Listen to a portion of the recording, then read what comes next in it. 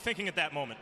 Well, I kind of figured, hey, it might be a short night, but hey, man, he's an experienced veteran, and nothing but all the respect to him. He promptly dropped you, and you looked badly hurt. Were you badly hurt? I'd be lying if I said no. He does pack some power behind them punches, and hey, it just wasn't one of those nights, and congratulations to him, man.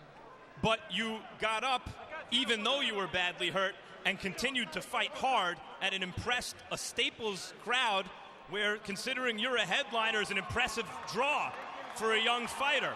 Were you spurred on by the crowd? I'm not going to lie, man. The crowd did get to me, and it's one of the first times ever it's happened to me. I usually keep composed and take my time with it, but for some reason, something inside me just kept saying, I'm going to knock him out. I can knock him out. I could hurt him. And I fought really dumb, It was a fault on my end. My coaches told me exactly how to fight him. We trained the way we were supposed to fight him.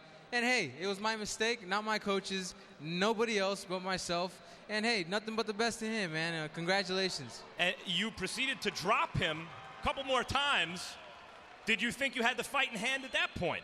It's hard to say because I was kind of in a little daze still. So, as far as me beating him, I was kind of like questioning, hey, I still need to take my time and maybe I can hurt him once more and then finish it. But I don't know why in my mind throughout all the training camp and everything, I kept thinking, hey, I have the power to knock this guy out. Let's take a look at the cut. This is round 5. This is the shot that did it. Give us your thoughts. My thoughts on that were, wow. That was pretty crazy. Now, considering you did climb off the deck early in the fight when you were badly hurt, fight in the days in front of all these people, go on to sustain a cut like that and keep fighting, what finally convinced you to stop fighting? I was hurt. I'm not gonna go out on my back. I'm not gonna lay down for nobody. I'd rather just I'm gonna stop while I'm ahead, and that way I can speak well when I'm older. Here's the end of the fight, Victor. Give us your thoughts.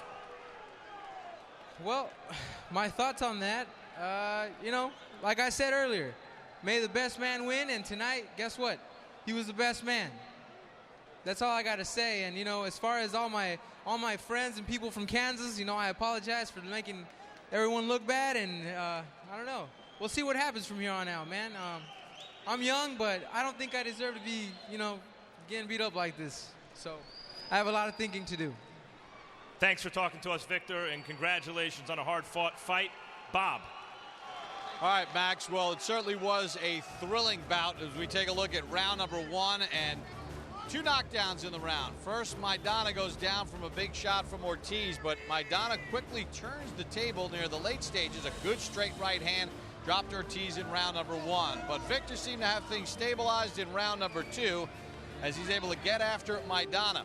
And he's able to drop him twice in the second round. Looked like he had things in control, including a knockdown late in round number 2 as well. So at this point, Ortiz with that right hand has Maidana down 3 times through the first 2 rounds. But things change in round number 5. We showed it to you before. We'll show it again. Left hand right there opens up the bad cut on the right eye of Ortiz. This happened in round number 5. Blood starts trickling out. You can see it to the left of your screen as Ortiz knows now that at this point he's been cut. So, right hand, that caused the swelling under the left eye. Ortiz was starting to take big punishment. Then in the 6th and final round, Maidana could smell the blood, literally and figuratively, as he just pounced on Ortiz, picked up where he left off in round number 5. Ortiz went down. They brought it over to the ringside physician, looked at the cut, said could not continue, and the referee called the fight at the 6th round. All right, Emmanuel Stewart, let's start first with the victor, because too many times not the Victor Ortiz, but the victor, yeah. Marcos Maidana. Get that straight tonight. Here's a guy that got dropped twice in the second round, 3 times in the first 2 rounds.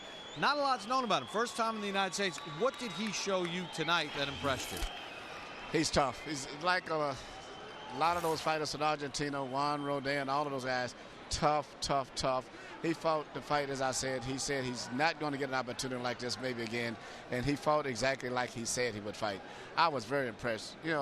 6 rounds where we had about 6, 7 knockdowns inside of 6. Knockdowns, not off balance. Power punches, cuts, swollen eyes, nothing but consistent, explosive drama from the beginning to the end. It was a good fight. All right, and I just want to get your take because we talked about Victor Ortiz at the beginning of the night as maybe filling a void.